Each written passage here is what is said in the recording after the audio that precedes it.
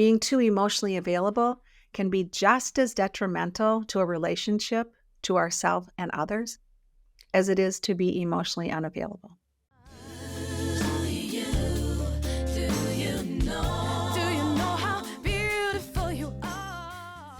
Hi, welcome to Soul Speak. I'm Meg Michaelson. Thank you for being here with me today.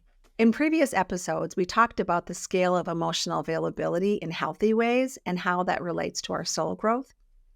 As you know, we can be too emotionally unavailable for various reasons based on who we are, our history.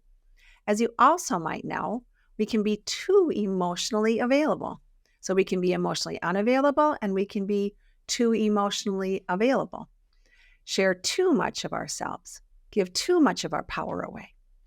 Because remember, emotional authenticity is a scale, and that needs adjustment based on who we're with and how we're feeling in the moment, how we are feeling that day.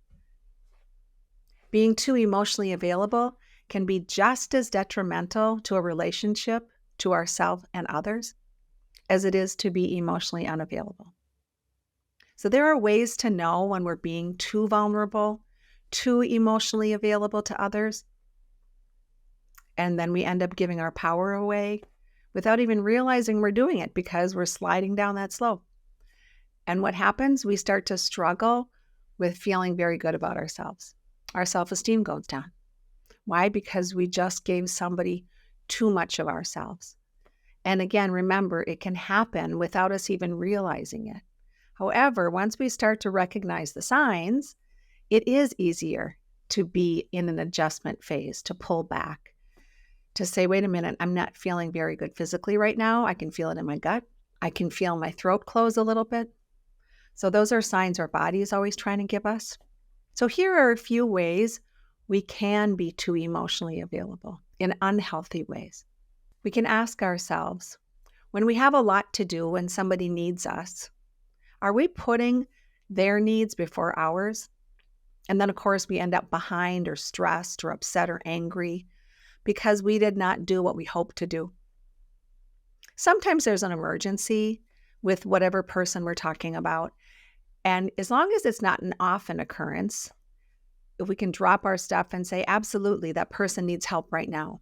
But if that's always the case, if we're always helping somebody else and putting our stuff on the back burner, that happens a lot with moms, but not just moms. Happens a lot, probably maybe women more than men, but that scale is shifting too. So we want to be careful because sometimes when we love somebody so much, we want to be there for them. And it's beautiful to be there for somebody, but not when we start to feel resentful because we are giving up so much of ourselves and we might not be getting it back. If someone calls us all the time and we're on the phone with them and we have like 5 things we need to do or 1 thing we need to do and we don't want to hurt their feelings, so we keep letting them talk, you start to feel the tension in your body. You start to feel that surge of energy. You might get anxious or you might get really tired and you start to feel that, God, I got so much to do. And now I'm not even listening to that person anymore because I'm distracted by all the things I have to do, but I don't want to get off the phone with them. You're not really being emotionally available. We're just now being held hostage. But that is one of those signs of being too available. We are now forsaking ourselves. It hurts us. And then sometimes we even go so far as to blame that other person. That person calls me all the time. That person needs so much from me. And we start to get angry at them. Really, should we? It's up to us to hold healthy boundaries. It's up to us to say, I would love to keep talking with you, but I have this, this, and this to do. Or somebody forgets something, and your husband or your child, and you're constantly dropping what you need to do to go bring it to them. It's okay if you're happy doing it, but really check underneath the happy. Is it really happy? Are you now feeling burdened? Are you feeling less than because you're not meeting your own needs? You're giving up your goals. That's even true if you're not going to a job.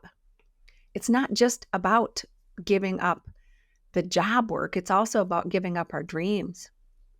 So really pay attention to, am I giving too much and now I'm resentful? Am I blaming them? Am I angry at somebody because they keep asking too much of me? Maybe that person thinks it's okay because we keep saying yes. So they are not at all aware that we're angry at them, but we might be. We might be. Another way, another question to ask ourselves, am I doing this? Am I saying yes and helping and being there and listening and sharing because it helps me in the long run? Or am I doing this because I'm wanting to feel a connection and it is not going to help me in the long run? I'm wanting so bad for that connection right now. Or I'm sharing so much because I want to please somebody. Or I'm doing so much for somebody because I want to please them. Oftentimes we want to do the right thing. And think about this. Doing the right thing isn't about doing what's right for others. It's about doing what's right for ourselves. And does that mean we don't help others? No, of course we help others. If that feels within us, that is the right thing for us. We have to say no sometimes, and saying no doesn't always feel good. But we go back to when I'm helping someone and I'm in resentment, am I really helping somebody? Because now I'm spreading some junky energy around. Doing the right thing isn't about what's right for other people. It's about what's right for you, what's right for me, and how is that in alignment with my growth in this lifetime. It's the integration of our higher power and our present earth life self. Sometimes when we're a helper, a fixer, a rescuer, a caregiver, we feel we have to be there for others. We feel like we're guilty if we're not. We feel like we came here to serve. We came here to help other people, and that's how we get our validation. Absolutely. As long as we are checking in with our resentment. Am I being too available? And now I'm feeling resentful. I'm feeling angry. I'm feeling powerless. Am I really being healthy? Am I really being emotionally authentic? Another one, am I making other people's hopes and dreams a priority over my own? Are my hopes and dreams on the back burner because I'm consistently helping other people achieve theirs? And then I'm too tired because I've helped a million people achieve their hopes and dreams? Our hopes and dreams also help the whole world. Why? Because it raises our vibration. So it's so important to know what our hopes and our dreams are. And it is absolutely beautiful to be there emotionally to support people in creating their hopes and dreams. As long as we're also feeding our own soul, as long as we're also putting some of that into our own pot.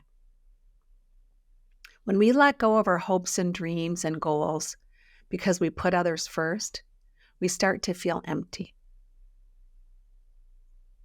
And then we start to suffer. And suffering within only brings more suffering to those around us and the world in general. So when we fulfill our hopes and our dreams, when we give that to ourselves, it really elevates the world. Why? Because we feel more fulfilled. We feel happier. So important to feel happier.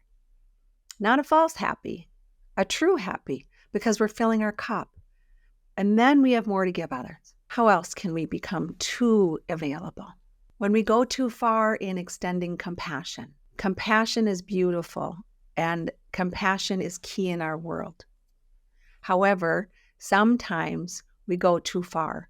We keep saying it's okay. Yep, it's okay that you keep not showing up on time. Yep, it's okay that you can't return my phone call. Yep, it's okay that I keep doing your work and my work because I know your life is really hard right now. Well, what we're doing is creating codependency, but we're also hurting the growth of another because we're not holding them accountable. We want to hold other people accountable for their promises, for their growth, and not do it for them. They'll not overcome their fears, and we really will help them develop a stronger sense of self by saying, I would love to help you this time, but I really can't. And that is okay. Or, this time it really hurt me because I was expecting you to be here. So we can still be in compassion, but we still want to hold boundaries. We help empower others by showing them that they can solve their own problems, that they can rely on us sometimes, but they also rely on themselves, that they are strong enough to move forward with something. If we jump in too quickly, they'll always expect us. They'll always count on us. And then they lose that beautiful inner strength. Then it's easier for them to not push themselves, to continue to make excuses. So when we are there too much for somebody, we really are disempowering them. When we are too there for somebody, think about that. We're really telling them on some level we don't think they can do it. So we want to gently push people to come forward with whatever it is that they can handle, and we help them, but we don't want to do it for them. We don't want to be too available. Another way we are allowing ourselves to be too emotionally available, and this can be tricky. Are we using our emotions to get our own way? Am I using my emotions and underneath that I'm being manipulative? I'm going to try this angle, then I'm going to try this angle. So I might be weepy, or I might be angry, or I might be grief-stricken, or I might be pouty. Am I using those emotions to get my way? Because I'm feeling a lack of control. And wherever this is headed, I'm feeling a lack of control. So maybe I'll pout because I want that person to feel sorry for me and give me attention, or let me have my way, or not leave me, whatever that is. And that can be at work and personal life. So I might start resorting to desperate measures. When we give too much of that emotion, we often come out as desperate. We're seen as lacking confidence, and it sure doesn't feel good. It feels like we are not confident because we are scrambling now to grasp at something because we are feeling like we're not worthy, whatever that means in that moment. That's a great time to step back. Wait a minute. Am I using my emotions in a healthy way here?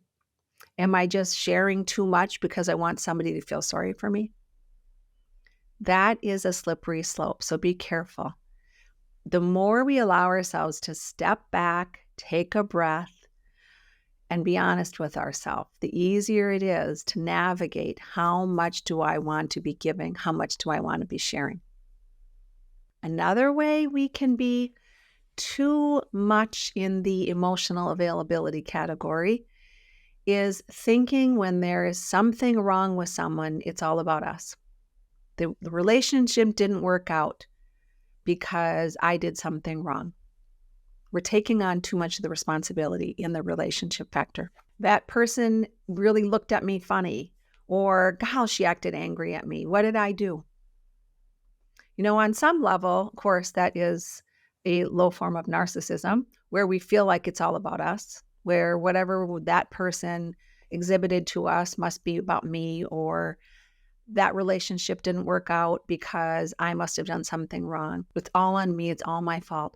When we're in that stage or in that place, we are really starting to sink, and we can sink quickly. So we want to be careful with that because every relationship has more than one player, every relationship. And so when we are taking it all on, like it's my fault, I did something wrong, again, that dips down into narcissism.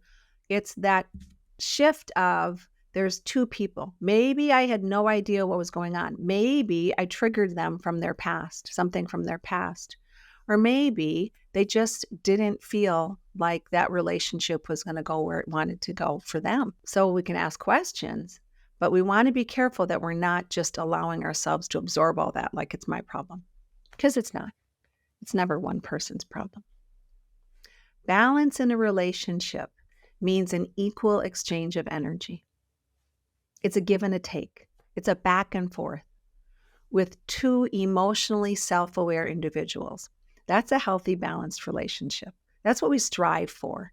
And wouldn't it be great if we were there all day, every day? Of course we're not, because we're human and we have our own story and we have our own pain and we have our own history. But the more we allow ourselves to stop, step back, breathe, check in, it's much easier to start to become more aware of, am I giving too much here? If I'm giving too much and that person's not reciprocating back, it's not just their fault. It's the relationship that's now been created by two people because it hasn't been in an equal exchange. So when we start to think in terms of equal exchange, if I'm always doing something for one of my adult children and they're never checking in with me, that's giving too much. They're relying on me too much. If that's the same with your partner or someone that works with you, a friend, check in with, am I starting to feel empty here? That's on me because I now get to say, wait a minute, I'm putting in more effort. I am giving too much to that person. And it could be another way where I'm sharing too much emotionally. You know, I had a friend years ago and it dawned on me that I was sharing too much with her. I didn't know then what I know now because she started to pull away from me. It took me a while to really grapple with that. What did I do wrong? Well, I was sharing too much and she wasn't sharing back. That's the key. Remember, balance in a relationship means an equal exchange of energy. So if you're sharing more and that person's not, pull back a little bit. Not using pouty behavior. Now we want to be careful that we don't go into passive aggressive and now we're mad at them. It's a look in the mirror a few minutes. Am I allowing myself to read what's going on here? Are they sharing with me? Maybe that's not the friend that I want to be sharing all this with because we don't have a reciprocal relationship. Equal exchange of energy, give and take. That's why we really want to have that pendulum swing. If I'm not getting that back, then that's not the right place to put it. If I have that relationship with my dear friend over here, then that's the right place to put it. So always be checking in with that. Give and take. And I'm not talking like if you always have an exchange and then there's a couple of weeks where there's none. There's something going on with that person. Now we want to be concerned and in compassion and ask them, are you okay? Is everything okay? But again, we don't want to jump in front and say, wow, what did I do wrong? Did I do something wrong? Because now we're making it about us. So maybe check in from that standpoint of, I've noticed you've pulled away. Are you okay? Is there anything you want to talk about? And if they're like, nope, I'm all good, well, then you know it's okay just to pull back and either let itself work out or let it go for a while. Everything, in my belief, everything is meant to and can be healed, but it takes more than just you to do it. If it's in a relationship, it takes two people. And when we are in this emotional growth stage, remember, we are going to revert back to old ways. However, we don't have to stay down there. When we start to really be honest with ourselves and we notice we're going down that rabbit hole, we can catch ourselves quicker. Then you can pout and feel sorry for yourself for a little bit. And then know, well, if I stay here, I'm going to be a hot mess. So I'm going to be self-aware and then I'm going to be kind to myself. I can revert back to those old behaviors, but it only might help me in that moment. And it really doesn't help my strength. And it definitely doesn't help the relationship because then people stop trusting us. It causes damage. And trust is important in a relationship. The more we are using our emotions in a manipulative way, the more we are using our emotions to gain favor somehow. And it's not coming from that authentic place of, I'm doing this without an attachment to outcome. I'm doing this because it feels good. But if I have an expectation, then I need to ask. Then I need to state that up front. So being really clearly honest. That's how we start to foster a healthy relationship with ourselves and then, of course, with others. And as I've said in many other episodes, breathe. Breathing is fundamental. The more we can allow ourselves to breathe, that gives us the space, that gives us that beautiful time where we can now be awake. And honestly, the more oxygen we bring in our body, our organs, the healthier we are in so many ways. Healthy physically, but also healthy emotionally. So I want to do a little exercise right now. If you're willing, we need to take a breath. We've done this before, through the nose, down the throat, down the spine. And I want you to imagine a beautiful string, whatever color you want. Could be made of something made of pearls or gold, silver, fabric. And just imagine it coming out the top of your head. And you start to feel yourself pull up a little bit taller. And that same thread is going through your body deep into the earth. So you have the earth connection through your feet and your tailbone.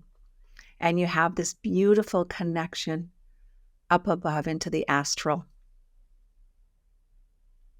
And take some breaths there. Feel the elongation of your spine.